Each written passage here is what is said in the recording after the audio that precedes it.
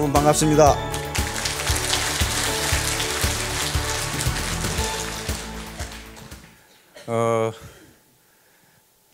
저는 이런 강의도 많이 해봤고 또 강의 교육도 많이 받았는데요.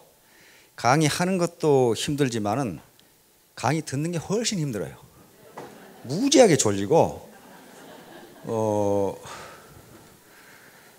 특히 군대에서 이제 이 강의를 해보면요, 무슨 자기가 큰 애국심이 있어서 군대에 온 이 장병들이 아니기 때문에 날 잡아 잡수 하고 앉아 있어요. 그래서 아무 생각 없이 앉아 있다 보니까 강의하기가 무지하게 힘들어요. 전부 다 졸고 있거든요. 그런데 고개를 숙이고 졸면은 장교들한테 뒤지게 두드려 맞으니까 전부 눈을 뜨고 있는데 다 졸고 있어요. 아무 생각 없이 졸고 있어요. 당신이 뭐라고 하건 국방부 시계는 간다, 이런 식으로 이렇게 하고 있단 말이에요. 그래서 참 여기 이 많은 분들이 오셨고 장소도 비좁은데 참 그 인내심에 존경을 표합니다. 어떻게 이렇게 앉아 계시는지 졸리지 않고 아주 대단하신 분들 같아요. 첫 시간에 이 오프닝 세리머니 할 때 저를 소개를 했는데요, 이미 다 아마 잊어버리신 분이 많을 겁니다. 저는 이 1972년에 육군사관학교를 졸업을 했고 76년에 서울대학교 경제학과를 졸업을 했습니다. 그리고 이제 미국 대학원에 갔고 또 경북대학에서 박사학위를 받고 무려 군복을 42년 동안 입었으니까 참 되게 많이 입었죠. 그러니까 저는 지금까지 평생 군복을 가장 많이 입었습니다. 고등학교 졸업하고 바로 군복을 입고 작년까지 군복을 입었으니까 그래서 이 옷이 잘 맞지를 않아요. 몸 따로 옷 따로 하는 경우가 많아요. 그런데 이 막상 전역을 하고 보니까 무슨 사야 할 옷이 무지하게 많더라고요. 군대에서는 사야 할 옷이 전혀 없습니다. 전혀 없어요. 운동복 하나 있으면 되고, 군대에서 주는 군화 하나 있으면 되고, 운동 하나 있으면 되고, 그리고 군복 있으면 그만이에요. 그렇든 어떻든 어떻게 사관학교 교수를 35년간 했다는 양반이 이런 다단계판에 와서 지금 저 야단을 하고 있나. 무슨 사관학교에서도 뭐 다단계를 배우나, 뭐 이제 그렇게 생각하시는 분이 계실 텐데요. 사관학교에는 경제학 전공이 있습니다. 근데 주로 뭘 하냐면 국방경제학을 합니다. 국방경제학은 어떻게 하면 적은 비용으로 전투력을 극대화할 수 있을까 하는 법을 합니다. 또 어떻게 하면 적은 비용으로 적을 초기에 제압할 수 있을까 하는 것을 연구하는 게 국방경제학입니다. 이건 우리가 만든 학문이 아니고 경제학의 아버지라고 불리는 아담 스미스의 국부론 북 5에 있는 내용들입니다. 그러니까 우리는 아담 스미스를 자유주의 경제학자 그렇게만 안 하는데요, 거기에 국방경제학이 나와요. 우리나라에서 안 할 뿐이에요. 그런데 그래서 사관학교에서 제가 이 논문을 쓰고 썼던 책들도 전부 다 국방에 관한 것들입니다. 한번 전부 국방에 관한 것들이에요. 여기 있죠, 국방경제론, 이런 책들이 있어요. 아마 처음 보신 분들도 계실 텐데요. 국방경제론 2, 리더십이 있어야 되니까 국방의사결정, 군사혁신, 요건 이제 그다음에 한국경제, 국방관리, 이런 것들을 썼는데요.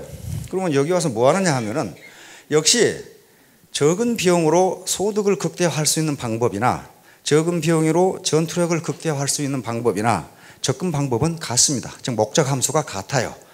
어떻게 하면 돈을 적게 들이고 효과를 극대화할 수 있을까? 그런 문제. 그러니까 군대에서 하는 국방경제학은 쉽게 말하면 어떻게 하면 적은 비용으로 많은 사람을 죽일 수 있을까? 요거거든요. 그러나 우리 일반 경제에서는 어떻게 하면 적은 비용으로 많은 사람을 먹여 살릴 수 있을까? 그러니까 접근 방법은 똑같습니다. 그래서 작년 1월에 제가 예편을 했는데요. 그러기 전에 먼저 우리 박한길 회장님이 연구소장을 해달라고 그러더라고요. 그래서 선뜻 허락을 안 했어요. 왜냐하면 이 다단계라는 이미지가 매우 안 좋거든요. 매우 안 좋아요. 그래서 주로 이 사기꾼 집단인 것처럼 그렇게 이제 생각하고, 특히 제가 이 영천 이 삼사관학교에서 많이 근무했는데 부산에서 그런 사고가 많이 나요. 이번에 저축은행 사고도 부산에서 났더라고요. 왜 자꾸 부산에서 나는지 잘 모르겠어요. 무슨 뭐 주코, 최모 하는 그 회사도 부산에서 전부 거덜났어요, 그게. 그래서 물어봤어요. 왜냐하면 가르쳐야 하는 사람이니까 자꾸 생도들이 물어보는 경우가 있어요. 그 뭐 때문에 그러냐고 물어봐요. 주식도 물어보고 뭐 부동산도 물어보고 그런 걸 물어봐요. 물어보니까 가르치는 사람은 자기가 해보지 않고 또는 직접 경험하지 않고 그런다더라 그러면 설득력이 없어요. 그래서 그 주식도 도대체 어떻게 하는 건지 제가 돈 300만 원 가지고 했다가 쫄딱 망했고 다 날렸고 그냥 뭐 알아봐야 되잖아요. 어떻게 하고 도대체 어떻게 사고 팔고 뭐 때문에 그게 떨어지고 뭐 때문에 올라가고 알아야 되니까 그런 것도 해봤고 그다음에 이제 이 펀드가 망할 때는 망한 사람을 만나가지고 왜 그걸 했느냐 물어봤어요. 물어봤더니 금방 부자가 될 것 같더랍니다. 1억을 투자하면 매월 10%씩 15개월간 주겠다. 그럼 어떻게 되는 거예요, 그게? 50% 1억 5천을 주겠다는 얘기 아니에요. 그래 홀랑 넘어갔어요. 그래서 이 양반아, 지금 우리 같이 안정된 사회에서 연이자율이 10%만 돼도 높은 건데 어떻게 연이자율이 150%가 되느냐? 그건 말이 안 된다. 그건 상식적으로 되지를 않는다. 그러니까 왜 상식적으로 당신같이 상식 있는 사람이 상식적으로 되지 않는 짓을 왜 했느냐? 그랬더니 될 것 같더라는데 뭐. 그러니까 거기에 세뇌를 당하면 그렇게 되는 거예요.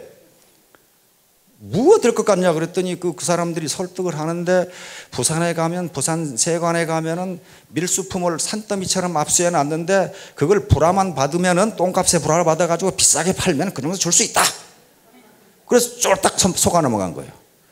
그런데 여러분 아시다시피 밀수품은 사업자에게 불화하지 않습니다. 그렇죠? 그 태워 없애거나 또는 재활용한다 해도 어떤 자선단체에 주는 거지 사업자한테 불화 안 해요. 그런데 어떻게 부산 사는 사람이 그것도 모르더라고.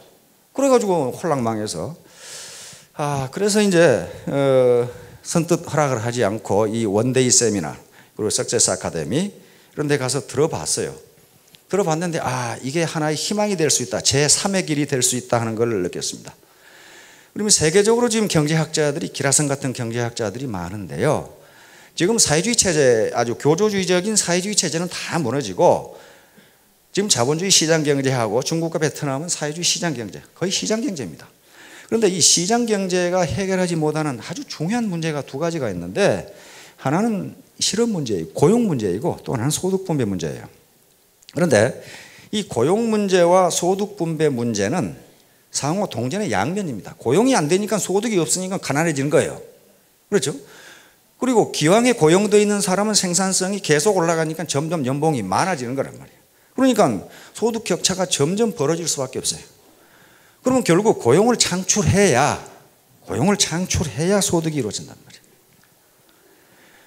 그리고 우리가 지금 잘 알다시피 국회에서도 좀 이 논란이 되고 있고 하는 SSM 같은 거 슈퍼마켓 있죠? 슈퍼마켓 대자본들이 그냥 구멍가게 다 해버린단 말이에요.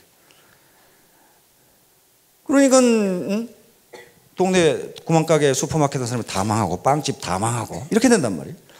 그러면 우리 동네 뭐 슈퍼마켓 뭐 그놈이 하나 저놈이 하나 있으면 되지. 그런데 그게 아니에요. 동네 사람이 슈퍼마켓을 하면 그 돈이 동네에 있어요. 그러면서 그 사람은 세탁소에 밖에서 세탁하고 이발소에서 이발하고 빵집에 빵 사 먹고 미장원에 가서 뭐 머리하고 또 다른 슈퍼에 가서 뭐 사고 이런 식으로 쌀 가게에 쌀 사고 채소 가게에서 그 골목에서 돈이 이렇게 돕니다. 그러나 지금 SSM 같은 대자본의 체인들 수천 개 지금 수만 개가 있죠. 뭐 이름만 들으면 다 아시죠? GS25, 패밀리마트, 파리바게트, 뭐 등등 전부 그런 것들입니다. 수천 개, 수만 개가 있어요. 그건 어때요? 그것이 동네에 있지만은 그것이 동네 돈을 빨아들이는 파이프라인이에요. 그렇죠? 어디로 가버려요? 대자본 주머니 속으로 쏙 들어가 버려요. 그 동네에서 뱅뱅 도는 게 아니에요, 그 돈이. 그러니까 점점 이게 어려워진단 말이에요. 이미 돈을 더 이상 벌지 않아도 될 사람들이 더 많은 돈을 벌려고 야단이니까 전부 일자리가 없어지는 거예요. 그런데 이런 네트워크는 이거 원래 네트워크 우리나라에 생긴 게 아닙니다. 원래 맨 처음에 논문을 쓴 것은 하버드 대학 교수예요. 그래서 이건 21세기에 아주 중대한 유통이 될 것이다. 그러는데 미국에서부터 먼저 시작됐고 우리나라에 왔습니다. 그런데 처음 원래 영국에서는 스포츠가 훈련용으로 생기면 운동이 훈련용으로 생기면 미국에 가면 상업용 스포츠가 됩니다. 그런데 그것이 우리나라에 오면 뭐가 되면 도박이 돼요. 도박이 돼가지고 전부 내기만 한단 말이에요. 내기만. 그렇듯이 미국에서 이게 아주 건전한 유통 방법으로 생겼는데 우리나라에 오니까 뭐예요 이게? 완전히 돈 먹고 돈 먹기 펀드판이 돼버린 거예요. 사실 펀드는 네트워크 마케팅이 아닙니다. 그 형태를 갖췄지만은 이건 유사 수신행위, 금융행위란 말이에요. 그러게 되니까 사회적 인식이 엄청나게 나빠졌어요. 거기 있는 놈은 몽땅 도둑놈들 뭐 이렇게 된 거란 말이에요. 거기 있는 놈들은 사기꾼들 이렇게 된 거란 말이에요. 그런데 세상 만사는 새옹지마라고 그랬습니다. 고리 깊이면 산도 높아요. 지금 네트워크 시장에 대한 인식이 그렇게 사회적 인식이 네거티브하기 때문에 그 식성 좋은 대자본이 이걸 먹지 않고 계시는 거예요 지금. 만약에 이 인식이 매우 좋다면 돈벌이도 되고 사회적 인정도 받을 수 있다면 이 시장이 그냥 남아있지를 않아요. 이미 매우 똑똑한 양반들이 다 잡숫고 여기 있는 분들은 아마 몇 분 차지를 못할 거예요. 이게 인식이 나쁘니까 지금 호시탐탐 노리고만 있지 잡숫지를 않는 거예요 지금. 그러니까 앞에서 분탕질을 한 그런 네트워크 사기꾼들을 우리는 고맙게 생각해야 됩니다. 그렇죠? 아이고 고맙습니다. 당신 때문에 제가 여기 와 있습니다. 이 회사가 자본금 10억밖에 안 되는 아주 소규모 회사입니다. 그렇죠? 소규모 회사인데 최근에 확인해 보니까 이 회사에서 적어도 어느 정도의 수당을 받고 있는 사람이 10,000명이에요. 그러면 10억 가지고 10,000명 고용하는 회사가 있느냐 그런 말이에요. 그것도 파이프라인이 아니에요. 지금 뭐 편의점이라든가 수천 개, 수만 개씩 있는 편의점은 그쪽으로 물건 사러 동네에서 코 묻은 돈 가지고 가면은 그 돈이 서울에 어떤 부자 주머니 속으로 쏙 들어가요. 그 동네 안 남습니다, 그거. 그러니까 거기가 점점점 피폐해지는 거예요. 미국이 딱 그랬거든. 자, 그랬듯이 여러 가지를 조사해 보니까 이게 공생공사하는 방법이다. 공생공사. 같이 먹고 같이 죽자. 그러니까 같이 먹고 같이 살자. 이거예요. 공생하는 윈윈 상생. 그래서 그렇다면 그리고 이제 여러 번 강의를 들어보고 하니까 또 강의만 듣는다고 해서 알 수 있는 건 아닙니다. 어느 회사 사업 설명회를 가든 자기 회사 오면 돈벌이를 한다는 분이 다 해요.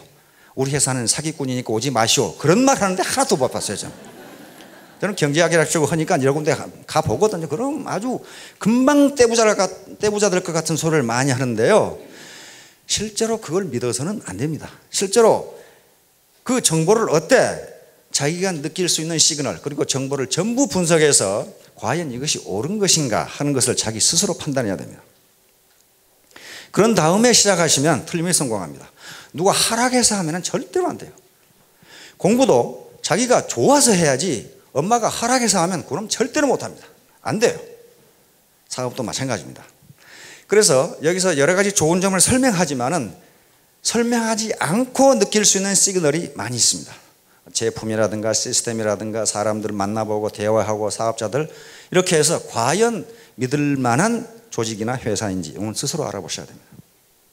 자, 오늘 제가 이 강의 제목으로 잡은 것은 옥수수 돼지 사이클인데요. 아니 이 회사에 돈 벌려 화장품 팔아서 돈 된다고 해서 왔는데 무슨 돼지가 왔다 갔다 하느냐 뭐 이렇게 생각하실지 모르는데 우리는 전통적으로 돼지 꿈을 꾸면 복권을 사러 가죠. 뭐 돼지 꿈에 뭐 몇 마리만 봐도 복권 사러 가는데요. 돼지 이야기를 들으니 얼마나 재수가 좋아요. 그렇죠? 꿈을 꾸는 것도 아니고. 옥수수 돼지 사이클은 제가 만든 말이 아니고 이 경제학의 학술 용어입니다. 학문 용어예요, 학문 용어. 작년 가을부터요. 작년 가을에 일기가 안 좋아가지고 배추 파동이 났어요. 그렇죠? 배추 한 포기에 10,000원씩 막 하고 서울에서는 그것이 없어가지고 야단 법석을 배추를 사러 갔는데 배추가 없어요. 무슨 10,000원 아니라 20,000원이라도. 그러니까 정부에서는 어떻게 했습니까? 긴급하게 중국에서 막 검사도 막 대충 하고 막 배추를 대량 도입을 했죠. 거기다가 김치 도입량도 수입량도 마구마구 관세를 없애주고 막 늘려가지고 들어오기 시작했어요. 근데 지금 어떻게 됐습니까? 지난주에 뉴스를 보니까 농부들이 배추밭을 갈아엎고 있어요. 그렇죠? 한 포기에 10,000원 하는 배추가 800원으로 떨어졌는데 농부들이 출하하는데 400원이랍니다.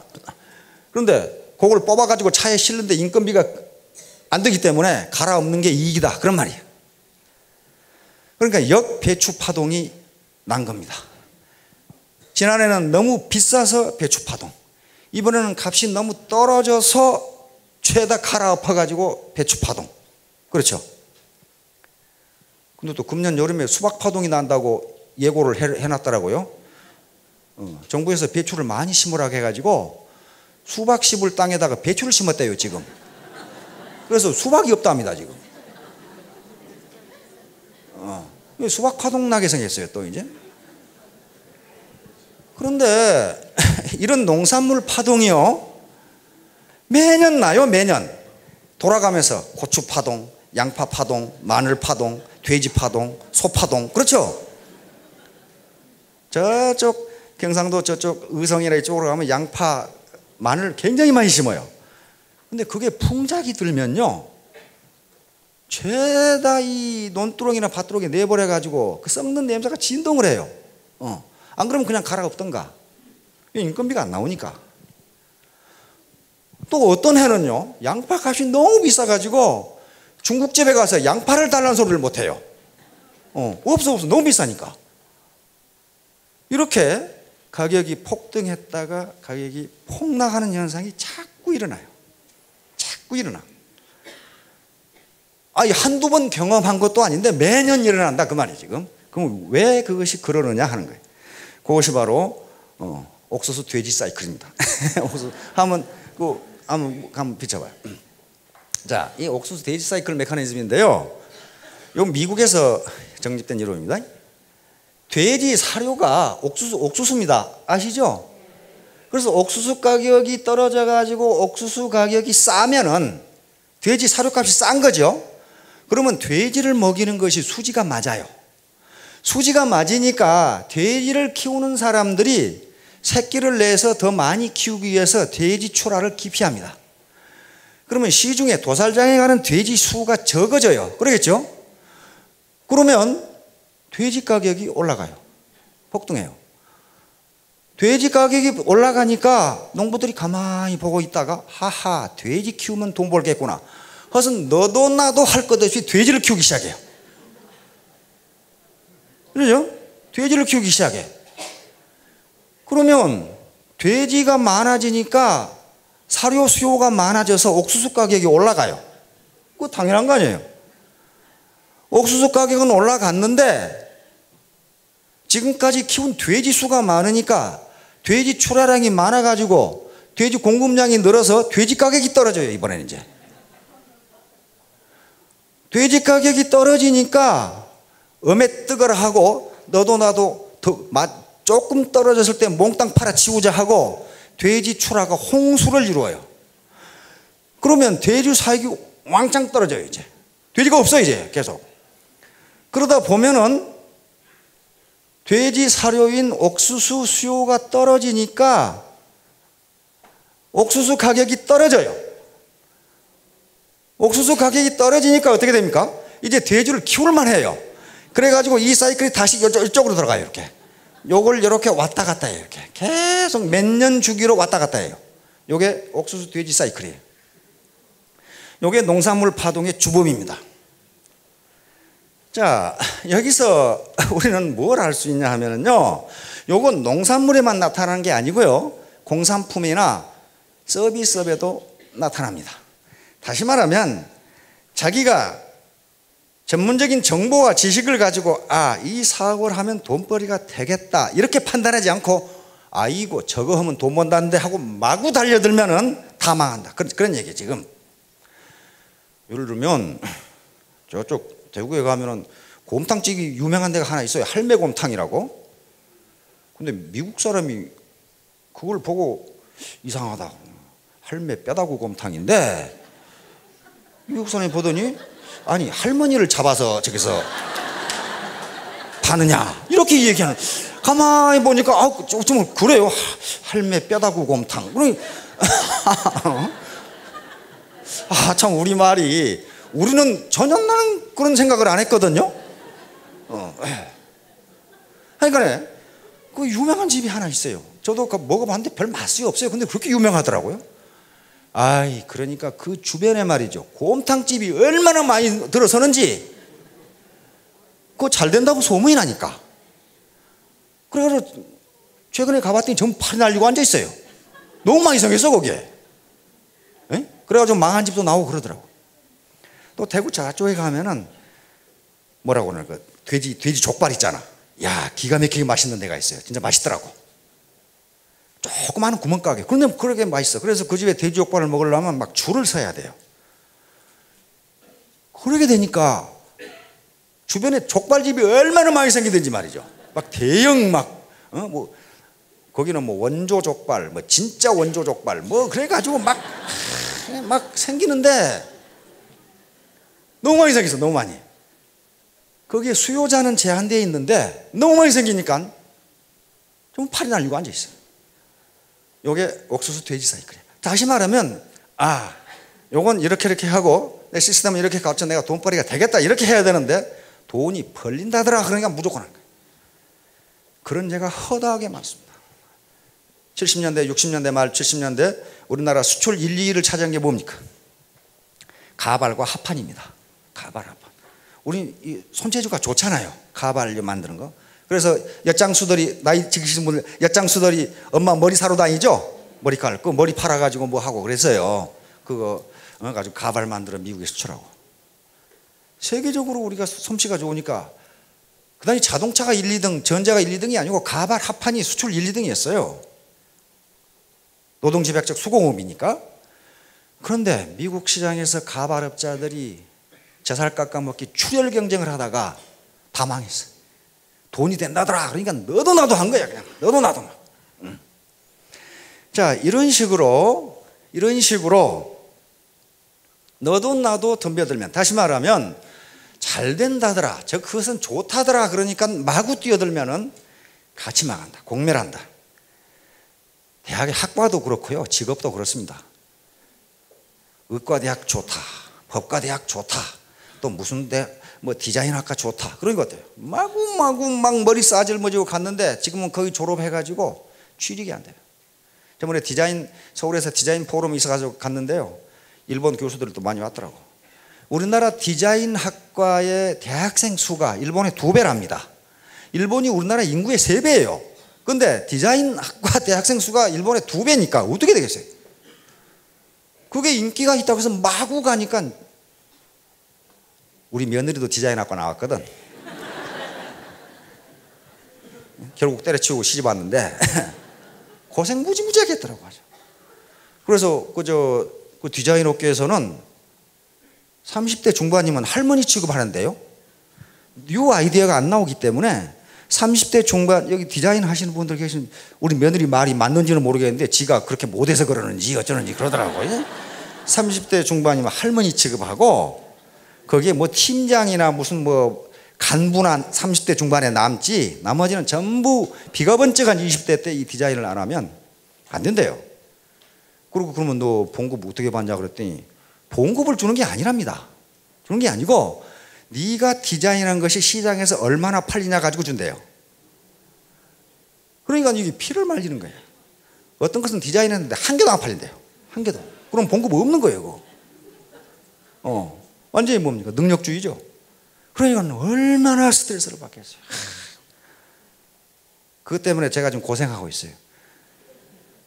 우리 며느리가 밤새도록 뭐 하다가 불량 인스턴트만 먹어가지고 우리 손녀딸 손자가 아토피아 가지고 아주 죽을 고생 무지하게 했어요. 하여간에 이런 식으로 뭐가 좋다더라 해서 자유의지가 아니고 그 직업을 선택하면 반드시 똑같이 손해를 본다. 이걸 논리학에서는 합성의 오류라고 이야기합니다. 합성의 오류. 합성의 오류, fallacy of composition이라고 하는데요. 원래 논리학에서 이 논리적 오류로 쓰는 말인데 이걸 경제학에 썼습니다. 한 부분에 대하여 진실인 것을 그렇다는 이유만으로 전체에 대해서도 필연적으로 진실이라고 보는 오류, 잘못. 이거 무슨 말이냐면요.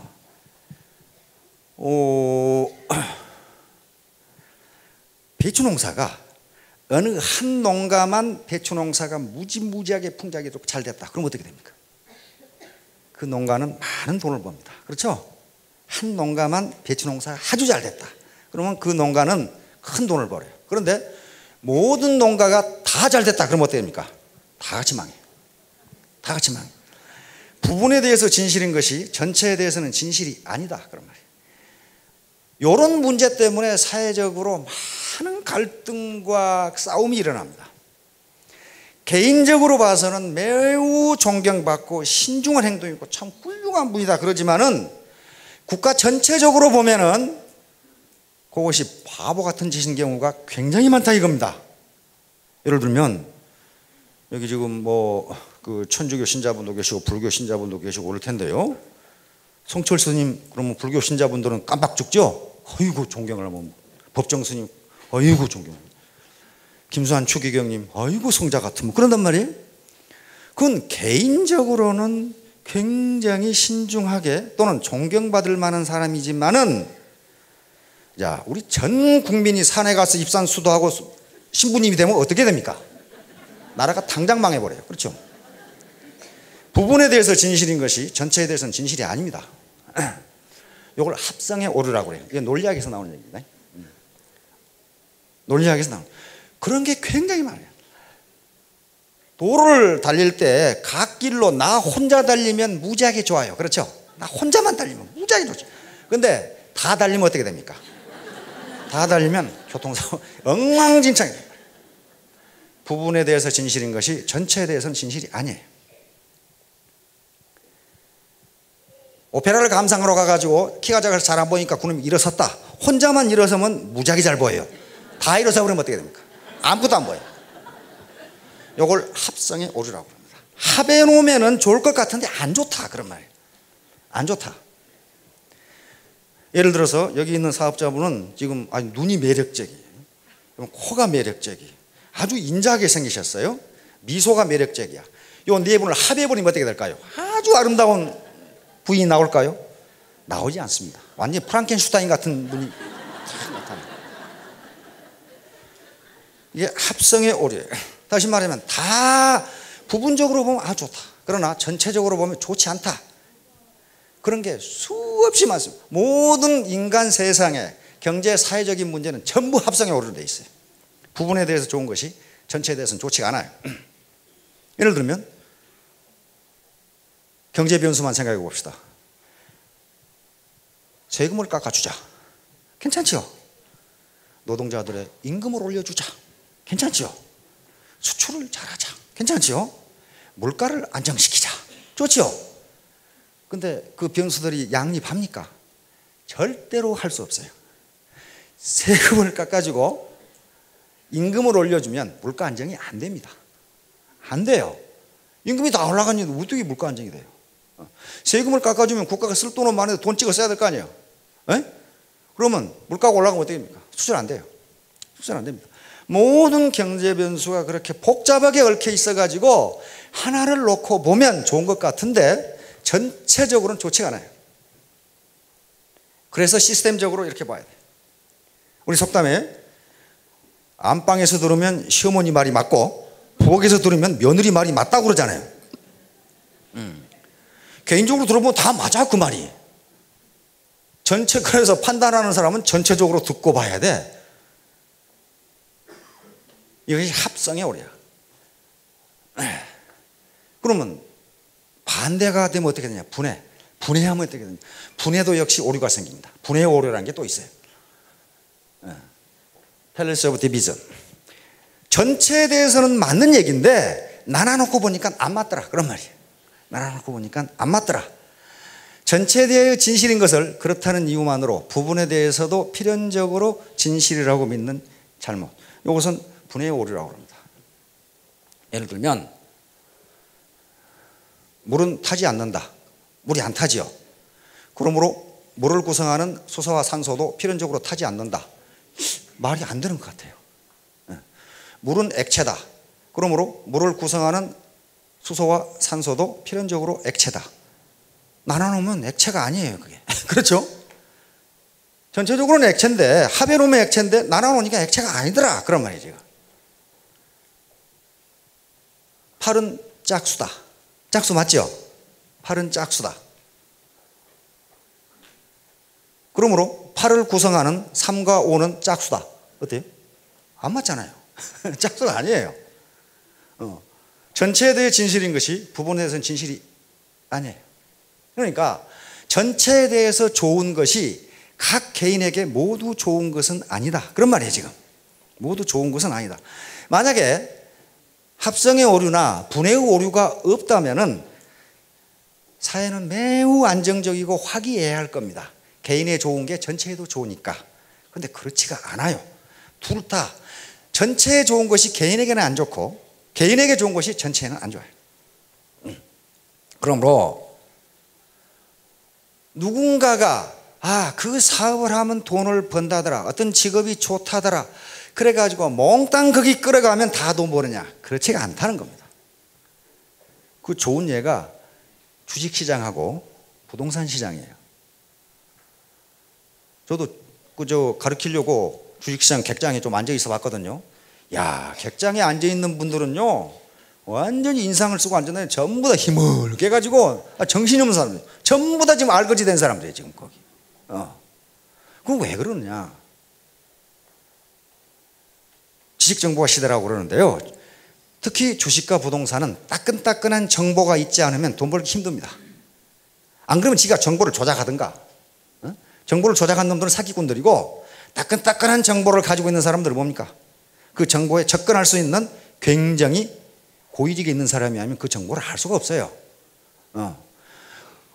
어디 시골 산골에 말이야, 땅 한 평에 1,000원밖에 안 는데 그 지역에 대공단이 들어서고 고속도로가 난다더라. 그 정보를 누가 먼저 알겠어요? 개미군단이 모릅니다. 그것을 기획하고 거기에 접근할 수 있는 권한을 가진 사람이면 그 정보를 몰라요. 이미 신문에 난 정보는요, 그건 다 식어 빠진 정보예요. 또 애널리스트들이 뭐 주식을 사면 돈을 법니다 했을 때 돈 벌면 지가 사지 왜 거기서 그런 말 하고 있어요? 지가 사면 될 거 아니야. 제가 예편을 하니까 제일 전화가 많이 오는 게 부동산 소개서에서 사장님 어디 서울 어디에 기가 막힌 상가가 있습니다. 이것만 사놓으면은 몇 달에 2배 됩니다. 어떻게 알았느니 그 전화가 수도 없이 와요. 그러면 제가 그럽니다. 그렇게 좋은 곳이면 사장님이 사세요. 이게요, 그렇게 좋은 것이면 한수 이남으로 내려오질 않아요. 그렇잖아요. 그렇게 좋은 것이면 지가 사지 왜 알지도 못하면 나한테 전화를 하겠어요. 그걸 깜빡 속아가지고 살린다는 사람도 몇 사람 내가 봤어요 또. 그래서요, 자기 스스로 판단해서 자기가 주관적으로 좋아하는 일을 해야 됩니다. 그리고 만약에 그 일을 지금 하고 있다면 좋아하도록 마음가짐을 가져야 됩니다. 긍정적인 측면을 보고. 제가 얼마 전에 대전에서 택시를 탔어요. 개인 택시를 탔어요. 급해가지고 그냥 택시를 탔는데 택시 운전수가 타자마자 2사람 탔는데 농담을 칙 하는 거예요. 뭐라고 하냐면은 하하, 제 택시를 기다리셨군요. 그러더라고요.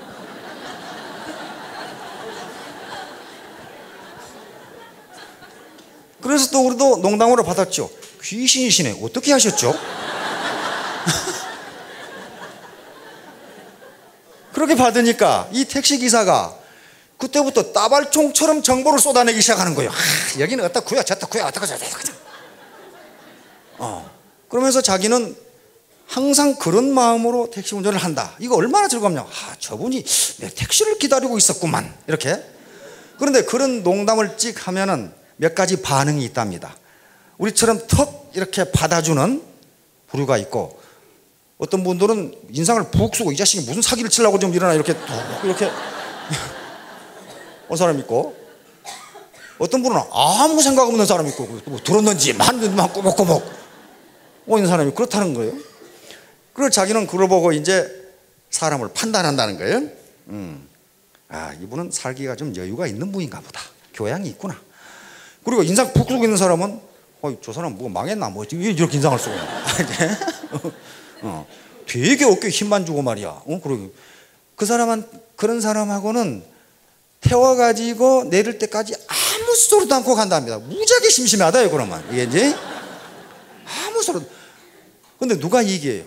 택시 운전수들이 많은 정보를 가지고 있어요. 그렇죠? 그러니까 들이대 얘기하는 그럼 우리가 계속 받아주는 거예요. 그래서 이제 이쪽 원자력 연구소 지나가서 그 5거리인지 4거리인지 복잡한 데 있죠? 거기 쑥 올라오고 그러는데 신호가 노란불으로 쑥 바뀌어서 제가 그랬어요. 기사 아저씨 신호 바꾸고 갑시다. 그러니까 이 아저씨가 대뚱 받아 넘기는 거예요. 제가 쟁반을 준비해야 되겠네요. 그러더라고요.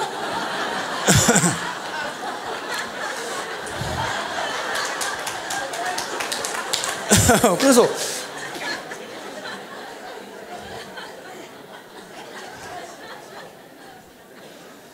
저쪽에 지금 사업자 한 분은 요즘 택시 운전수는 쟁반 들고 다니라고 자꾸 그런 표정이신데 하여간 집에 가서 손자들한테 물어보세요. 뭔 말인지.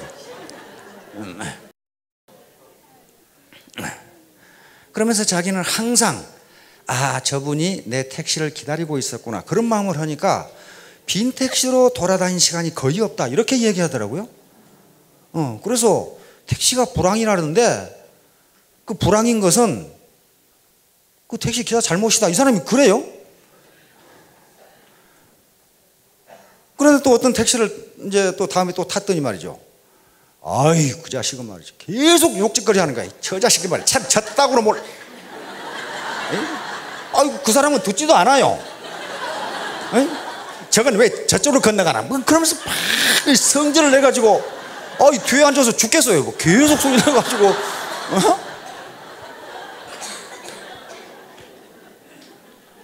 그래가지고 마지막에 뭐라 그러냐면 말이야. 내가 이런 짓이나 해먹고 살 것 같으냐 이러면 그거 하고 있잖아요 지금. 그래서 그 사람이 돈을 벌릴 리가 없어요. 왜냐하면 자기 직업을 자기가 비하를 하거든요. 내가 이런 짓이나 해먹고 살 놈 같으냐 뭐 그러고 있어요. 그러니까 뒤에 탄 손님이 완전히 그 뭐 씨앗이가 돼가지고 말을 못하는 거지. 계속 성질내면서 욕하고 있으니까. 괜히 욕해 괜히. 이놈의 신호등은 왜 이렇게 길어 뭐 이래서고. 야, 자 똑같은 일입니다.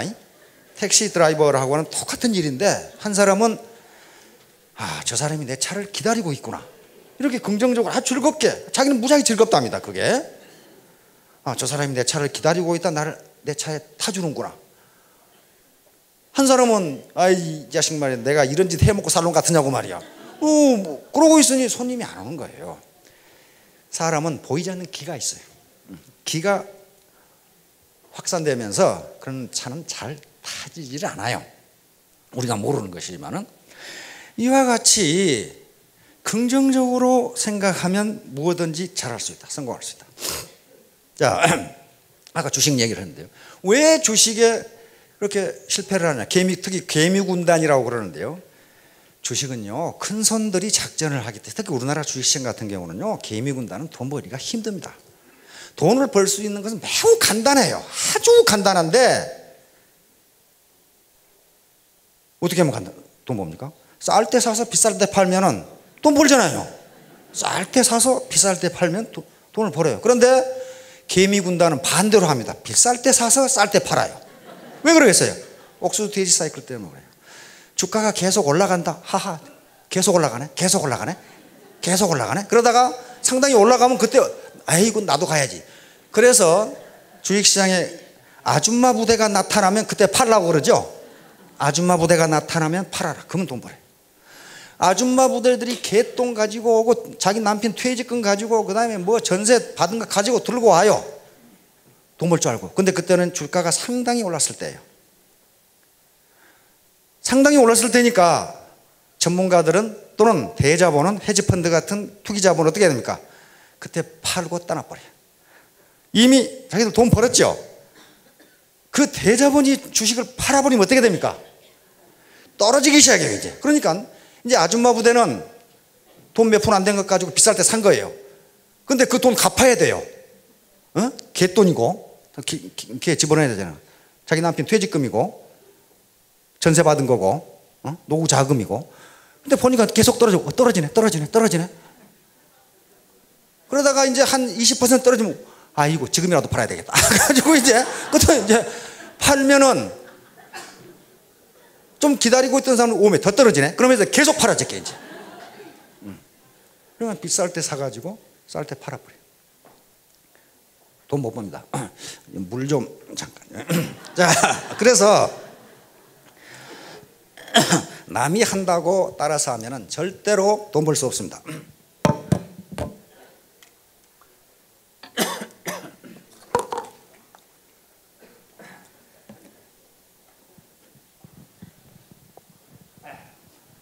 네트워크 사업도요.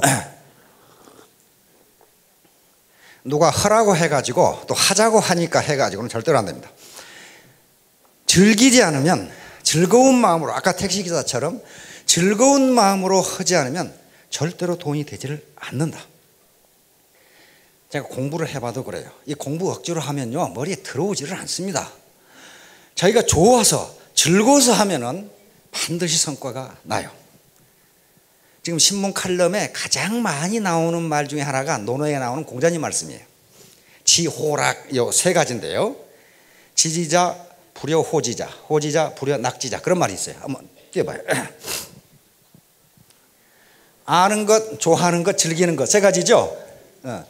요즘 저걸로 칼럼 무지하게 씁니다. 지지자, 불여호지자, 호지자, 불여낙지자. 저 말은 무슨 말이냐면요. 아는 것은 즐기는 것만, 좋아하는 것만 못하고, 좋아하는 것은 즐기는 것만 못하다, 그 말이거든요. 아는 것. 거기에 이제 주자라는 사람이 쓴 논어 집주가 있습니다. 거기에 음식을 가지고 저걸 설명하는 거 있어요. 음식을 가지고 이 곡식을 먹을 수 있다, 이것이 아는 것이고, 그걸로 끝나면 뭐예요? 저게 아무 상관도 없어요. 이 곡식은 먹을 수 있다. 좋아하는 것은 그걸 먹으면서 좋아하는 거예요. 뭐 괜찮네. 그 다음에 즐기는 것은 즐겁게 먹으면서 배를 채우는 것을 낙이라고 한다, 이렇게 돼 있어요. 그러니까 애터미 사업을 하면 돈이 된다는데 이게 지혜예요. 그거 참 좋은 사업이구만, 이거 호고 내가 즐겁게 해보자, 이게 낙이에요. 그래서 즐기지 않으면 절대로 안 된다. 자기가 즐겁게 하지 않으면 절대로 그건 못한다. 그러면 즐겁게 하기 위해서는 어떻게 돼야 되겠어요? 거기서 긍정적인 측면을 발견하지 않으면 안 됩니다. 우리가 이 사업을 하는 데 있어서 가장 걸림돌이 사회적 인식이 좋지 않다는 겁니다. 그런데 사회적 인식이 좋지 않은 것과 이것이 정의 차원에서 나쁜 것과 또 불법적인 것은 다른 개념입니다. 맨 처음에 미국에서 프랜차이즈가 생겼을 때 사회적으로 사기꾼들로 낙인 찍혔어요. 맥도날드, KFC, 버거킹. 이게 프랜차이즈업이 생겼을 때 사회적으로 저놈들은 전부 사기꾼이다, 그렇게 했어요. 그래서 슈가 벌어져가지고 고소가 일어나가지고 연방대법원에서 합법적인 사업으로 판결을 내렸습니다. 그러니까 사람들은 처음에 뭔가가 생기면 경계를 합니다. 마찬가지로 네트워크 마케팅, 아메이가 생겼을 때 역시 저놈들은 사기꾼이다, 그래가지고 슈가 벌어져가지고 결국 연방대법원에서 합법적인 경제활동으로 인정을 받았어요. 자, 그런데 그렇게 이놈이 사기꾼이다, 저놈이 사기꾼이다 했을 때에 여러분들이 로버트 키요사키의 부자 아빠 가난한 아빠라는 책이 있죠. 거기 보면 이 얘기가 나와요. 제가 한 얘기가 그대로 나옵니다. 자기 부자 아빠, 자기 친구 아버지를 부자 아빠라고 합니다. 왜냐하면 자기에게 부자 되는 법을 가르쳐 줬거든요. 부자 되는 법을 가르쳐 줬어요. 그때 자기 동네에서 맥도날드 프랜차이즈가 생겼을 때 맥도날드 그 프랜차이즈 놈들은 전부 사기꾼들이다, 이렇게 소문이 나가지고 그 부자 아빠가 직접 LA에 가서 정말 사기꾼인지 가서 확인을 했어요. 돌아와가지고 그 프랜차이즈점을 2개를 사버렸어요. 그러니까 동네에서 저놈도 사기꾼이로구나, 저놈도 곤망하겠다, 그렇게 생각했단 말이에요. 그런데 그 꼬맹이가, 이 기요사키가 그 부자한테 물었어요. 어떻게 그걸 삽니까? 그랬더니 동네 사람들이 그걸 사기라고 하는 것은 단지 소문을, 자기들이 가진 정보는 소문밖에 없다. 내가 가서 직접 확인해 보니까 그게 아니다. 이건 합법적인 사업이고 굉장히 앞으로 유망한 사업이다. 그렇다면 직접 가서 본 내가 더 많이 알겠느냐, 소문만 들은 동네 사람들이 더 많이 알겠느냐. 그렇다면 동네 사람들이 뭐라고 하건 내가 더 우월한 정보를 가지고 결정을 내리기 때문에 내 결정이 맞을 것이다, 이렇게 했단 말이에요. 과연 얼마 후에 가격이 폭등을 해가지고 떼부자가 됐어요. 그 프랜차이즈 권한이. 그런 거예요. 그러니까 소문으로 애터미가 하면 돈을 번다더라, 그런 소문이건 네트워크는 사기꾼이라더라, 그런 소문이건 그건 그 사람이 직접 보지도 않은 소문을 듣고 하는 얘기고, 자기가 직접 정보를 보고 판단했을 때 이것이 옳다고 생각하면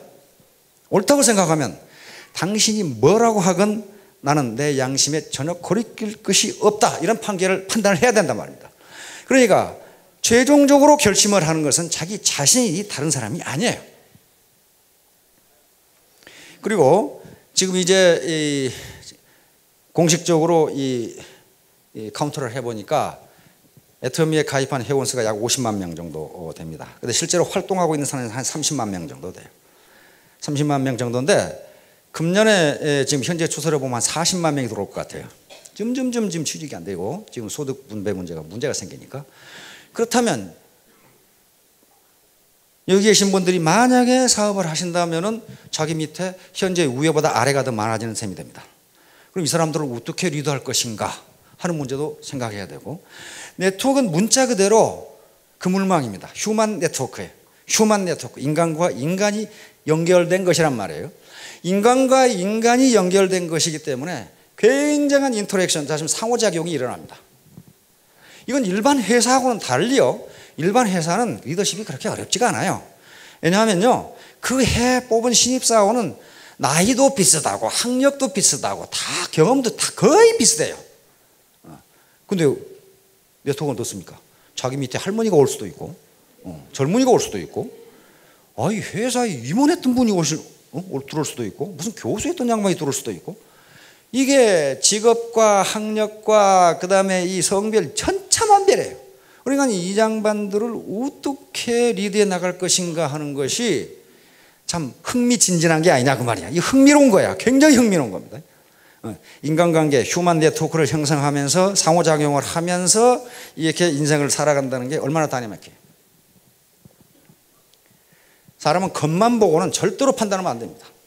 하이 저놈은 나보다 학력도 말이야, 힘든 놈이 말이야, 내 스폰서가 돼가지고 말이야, 그렇게 되질 않아요.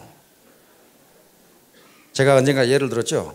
이제 저 소대장 할 때 이등병 한 놈이 들어왔는데 늙어 보여요. 굉장히 늙은 이등병이 하나 들어왔어요. 얼굴이 또 굴레시험이 시커멓게 나가지고, 그러나 군대니까 야 임마 너는 왜 이렇게 늦게 왔어? 그랬더니 고등학교 생물선생이에요. 생물선생하다 군대 안 가려고 빌빌거리다가 잡혀온 거예요 지금 이제. 이건 그 당시 우리가 25살인데 30 뭐 몇 생가 된 늙은 고등학교 생물선생이 잡혀왔어요 이제. 그럼 군대 갔다 오신 분들은 알겠지만 봄이 되면 초봄 지금쯤 되면은요 막 이파리가 나가지고 기관총이 좋아라든가 이런 게 잘 안 보여요 앞에 사계가. 그러니까 사계 청소를 한단 말입니다. 그다음에 풀도 베고. 그러면 또 그거 그냥 놔두면 되는데 또 다 태우라고 해요 그걸 이제. 태우면요 생나무나 생풀이 타지를 않기 때문에 거기에 휘발유를 부어가지고 태워야 돼요. 그러면 휘발유를 부어 태울 때는요 휘발유를 먼저 부어놓고 한 2m 후방에서 불을 붙여가지고 던져야 됩니다. 그래야 돼요. 그러면 소대장이 그걸 하느냐 하면 소대장은 선임한테 시키거든요. 그거 잘 좀 하라고. 선임한테 그 자식은 또 분대장한테 시켜요. 분대장 이놈은 지가 안 하고 또 부분대장한테 시킨단 말이에요. 부분대장 이놈은 그 늙은 생물선생 그런 것한테 시켰어요. 이 자식이 나타나는데 여기를 이만큼 되어가지고 나타났어요. 그거 왜 그러냐 그랬더니 불을 붙여놓고 우에다 휘발유를 부으니까 이게 폭발한 거지. 그래 이제 분대장을 족칠 수밖에 없죠. 소위 말해서 족치고 족쳐보니까 그렇게 하지 말라고 누차 교육을 했다는 거야. 그렇게 하지 말라고. 이게 무식한 놈이냐 하면 고등학교 생물 선생이에요. 이게. 그러니까 학력이 높다고 되는 게 아닙니다. 그 당시에 병사들이라는 게 죄다 머슴이 아니면 농사짓고 온 사람들인데 병장이요, 무학력 병장이 고등학교 생물 2등병보다 훨씬 나아요. 위 좋지 않은 게 훨씬 나아요. 훨씬 나아요. 그 한탄강 주변이었는데 그때는 오염이라는 게 없기 때문에 물반 고기반이에요. 그러면 일요일 날 장교들 간부들이 출근을 안 하면 쫄병놈들이 통신대 배터리 가지고 와서 배터리로 고기장만 먹고 있어요. 야, 그 지지면 막 메기 막 이런 거 막 사정없이 뜨거든요. 근데 배터리 짊어지고 고기 잡는 게 무지무지하게 위험하거든요. 그게 감전되면 팍 쓰러지거든요. 쓰러지면 바로 죽어요. 그래서 빠져나오지를 못해. 물이 감전이 돼가지고. 근데 병장들이 그러니까 병장들이 없는 틈에 이등병 놈들이 그 짓을 했어요. 이등병 놈들이. 한 놈이 넘어져 버렸어. 그거 죽잖아요. 그런데 마침 병장이 그 옆에 있었어요. 머슴 살다 온 병장이. 그걸 건진다고 들어가면 어떻게 됩니까? 같이 죽어요. 아마 그 이등병 생물선생은 들어갔을 거예요. 거기서. 시골에 농사 짓다 온 병장은 그렇게 안 해요. 긴 막대로 그 줄을 끊어요. 쳐서. 아니 배터리하고 줄하고 끊어지면 될 거 아닙니까? 쳐서 끈을 살렸어요. 그런 것처럼 여러분 스폰서 아무것도 아닌 것 같지만 위에 네트워크를 안 해본 사람은 그런 경험이 없어요. 네트워크에 대한. 그러므로 또 논어에 3인행이면 필요아사언이라는 말이 있어요. 한번 적어보세요. 저것도 지금 학자들이 칼럼에 무지하게 많이 써요. 그래서 제가 인용한 겁니다. 세 사람이 가면 어떻게 한다고요? 반드시 그 중에 내 스승이 있다. 그런 말이에요. 지금 반드시 그 중에 내 스승이 있다. 이건 무슨 무식한 사람이 한 얘기가 아니고 공자가 한 얘기예요. 공자는 엄청나게 유식한 사람입니다. 거의. 세 사람이 행하면 걸어가면 그 말이에요. 걸어가면 그 중에 내 스승이 있을 수도 있고 없을 수도 있고 그게 아니고 반드시 있다. 그러면서 그 뒤에 말이 또 나와요. 어떻게 설명이 되냐면은 나보다 더 나은 사람은 그것을 보고 배우고 나보다 더 못한 사람은 나는 저렇게 행동해서는 안 되겠구나. 그걸 배운다면 그 사람도 내 스승이다. 그렇게 돼 있어요. 그 만든 말씀 아니에요. 그래서 네트워크에 와서 학력, 경력 그런 거 전부 접어두시고 왕년 찾다가 망한 사람들 많아요. 여기 지금 여기 앉아 계시도 어디 가셔버렸는데 여기 이감윤 사장님인가? 대건설회사를 했던 분입니다. 발주공사면 수십억, 수백억씩 했던 분들이에요. 근데 웬일로 여기 앉아 계신지는 저는 잘 모르겠는데 어떻게 쫄딱 망하셨는지 어쩌는지 엄청난 건설을 사장을 했던 분이에요. 근데 전혀 그런 거 티를 안 내시고 가방 가지고 팔로 다려보니까 잘 팔리더라. 무지하게 재밌더라. 그러시더라고요. 아이고 무지하게 재밌더라. 이런 분은 성공합니다. 지금도요 본사로 또는 석세스에 만나러 온 사람 중에 왕년 찾는 사람들은 무지하게 많아요. 뭐라고 하냐면 제가 꼭 이 사업을 하려고 온 것은 아닙니다만은 그러면서 이제 명함을 여기 쓱 내면 무슨 사장, 무슨 대표, 무슨 위원회 위원장 뭐 그런 거 있어요. 보면은 돈 될 건 하나도 없어요. 거기서. 그러면 뭐라고 합니까? 아이고 이렇게 훌륭하신 분이 여기는요 가난하고 힘없는 사람들이 먹고 사는 데입니다. 선생님처럼 훌륭하신 분은 더 큰 일을 하셔야죠. 이렇게 하면은 그게 아니고 이게 이제 뭐 이렇게 이제 뭐 꼭 그렇다는 것만 아니고 뭐 이렇게 나온단 말이에요. 그렇게 왕년 찾으시는 분들은 결코 성공 못합니다. 결코 성공 못해요. 자, 그런데 여기 여러분들에게 꼭 보여드리고 싶은 게 있습니다. 어떤 직업을 갖는 것이 성공할 수 있는가? 바로 거창고등학교 직업선택 10개 즉 10계명이라는 게 있습니다. 한번 비춰줘봐요. 여기 거창고등학교 나오신 분들은 제 대충 알 거예요. 거창고등학교 어디 있습니까? 고창읍. 세계에서 가장 큰 읍, 고창읍이죠. 거창고등학교니까 세계에서 가장 큰 고등학교. 왜 가장 큰 읍인지 가장 큰 고등학교인지 통 이해가 안 되시는 분도 있을 텐데요. 그 이름을 한번 생각해 보십시오. 거창고등학교는 제가 몇 번 간 적이 있습니다. 거기 교장 선생님을 만나러 갔고 또 교장 선생님하고 직접 초빙을 해서 삼사관학교에서 교양 강좌를 한 적이 있고 밥도 먹고 대화를 하고 그랬어요. 그리고 제 이 친구 중에 우리 육사 이 동기생 중에 투스타로 예편을 했는데요. 지난주까지 중동 대사로 있다가 지난주에 귀국을 한 친구가 있습니다. 근데 그 친구가 이제 딸 하나가 있는데 계속 뭐 군대 생활을 하니까 전방으로 어디로 막 초등학교, 중학교 계속 돌아다녔어요.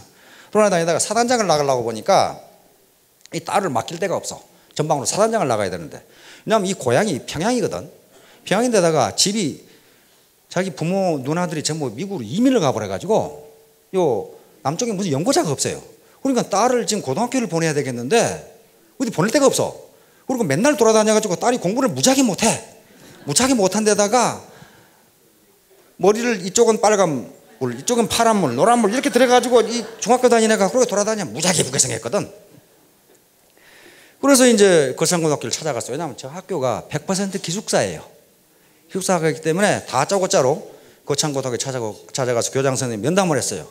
내가 이만저만 저만 이만 해가지고 도저히 딸을 갖다 둘 수가 없으니 당신이 좀 맡아줘야 되겠다.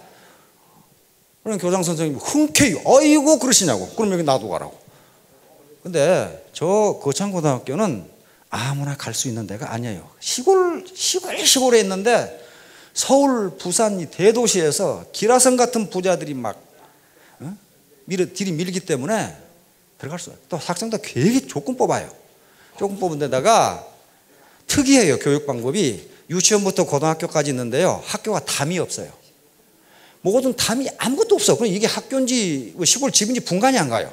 교장 선생님한테 왜 이 담이 없느냐 그랬더니 벌써 담이 있으면 학생들이 마음이 무거워진다. 다시 뭔가 막힌다 이거야. 학생들의 생각이 막히면 안 되기 때문에 담이 있을 필요가 없다. 그래서 유치원부터 아무런 담이 없어요. 담이 없고 클래스도 뭐 고등학교가 뭐 한 반에 20명 그것밖에 안 돼요. 그리고 선생님이 공부를 안 가르쳐. 저끼리 토론하고 선생님은 뒤에 서 있어요. 그리고 모르는 거 물어봐라 이거야. 너끼리 토론하고. 그런 식이에요. 봄철에는 모심으로 가고 가을에는 벼베로 가고 그 다음에 불문율이 하여간 수업을 하든 뭘 하든 첫눈이 오면 무조건 정교생 가서 토끼몰이 한다. 그게 돼 있어요. 그러니까 완전히 네 스스로 해봐라. 그거예요. 네 스스로. 그리고 체육대회라든가 뭐 또 전부 교사들은 아무런 관여를 안 해요. 너끼리 계획 짜서 너끼리 하고 결과가 안 되는 일이 있으면 좀 도와달라고 그러라. 그런 것밖에 없어요. 그런데 그게 초인류 고등학교가 돼버린 겁니다. 우리 이 대사를 지나고 갔던 그 딸도 머리에 물들이고 다니는 이 학생이었는데 3학년 졸업할 때 육군사관학교 수석했습니다. 그 해에 또 이 학생이 해군사관학교 수석했어요. 그 정도예요. 자, 이 학교에 들어가면요 간판에 이게 붙어 있어요. 직업을 이렇게 선택하면 성공한다. 자, 한번 봅시다. 월급이 적은 쪽을 택하라. 이게 좀 무슨 아주 매우 촌철살인의 역설적인 항목들이 다 들어있어요. 월급이 적은 쪽을 택하라. 이게 포인트가 어디가 버렸나. 그런데요 실제로 저게 맞더랍니다. 예일대학에서 연구를 했거든요. 예일대학에서 예일대 학생 졸업생들과 하버드대 졸업생들을 조사를 했어요. 조사를 해봤더니 83%가 직업을 선택할 때 연봉을 보고 선택하더랍니다. 연봉을. 17%가 연봉은 적지만은 자기가 좋아하는 직업을 선택하더랍니다. 그래서 이 사람들 20년간 추적해 가지고 누가 백만장자가 되는가를 추적해 봤더니 그 중에 1,500명 졸업생 중에 101명이 백만장자가 됐는데 연봉이 많은 쪽을 택한 학생들 중에 한 명이 백만장자가 됐더랍니다. 처음에 연봉은 비록 적지만은 자기가 좋아하는 직업을 선택한 사람이 100명이 백만장자가 됐더랍니다. 근데 이걸 어떻게 하느니 교장 선생님이 만든 건데요. 두 번째, 내가 원하는 것이 아니라 나를 필요로 하는 것을 택하라. 이거 맞는 말 같죠? 세 번째, 승진의 기회가 거의 없는 쪽을 택하라. 이런 기업은 어떻다는 거예요? 지금 초창기에 있다는 겁니다. 그렇죠? 세 번째, 모든 것이 갖추어진 것을 피하고 처음부터 시작해야 하는 황무지를 택하라. 이거 파이오니어죠. 앞을 다투어 모여드는 것은 절대 가지 말라. 아무도 가지 않는 곳으로 가라. 아까 전에 주식 투자, 옥수수 돼지 사이클처럼 돈 된다네 하면 그쪽으로 가면 망한다. 그런 말이에요. 장래성이 전혀 없다고 생각되는 곳으로 가라. 지금요, 미국에서 그제 조사한 거 보니까 가장 잘 나가는 직업들이 있어요. 가장 잘 나가는 직업은 10년 전에는 그런 직업이 없었답니다. 없었대요. 그러니까 전혀 장래성이 없다고 생각했는데 그렇지가 않더라는 거예요. 그 다음에 사회적 존경 같은 건 바라볼 수 없는 곳으로 가라. 딱 네트워크죠, 이게.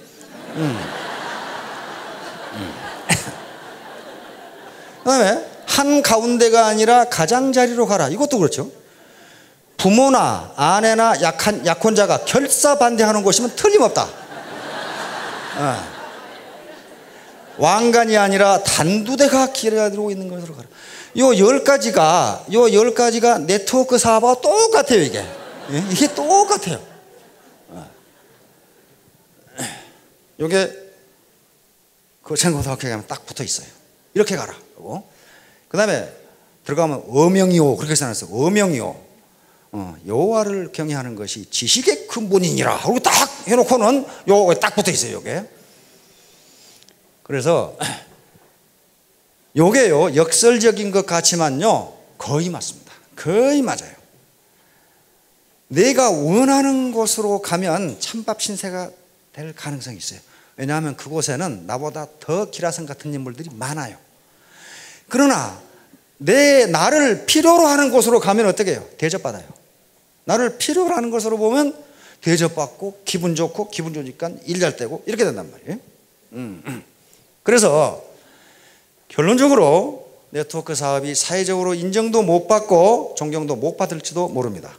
그러므로 여러분들은 여기서 저희가 제공하는 정보뿐만 아니라 여러 가지 시그널, 또 자기 지인을 통해서, 인터넷을 통해서 과연 이 네트워크 사업이 장래성이 있는 건지, 이 회사가 정말 정의로운 회사인지 그런 걸 직접 판단하시고 최종 결심도 자신이 하기 바랍니다.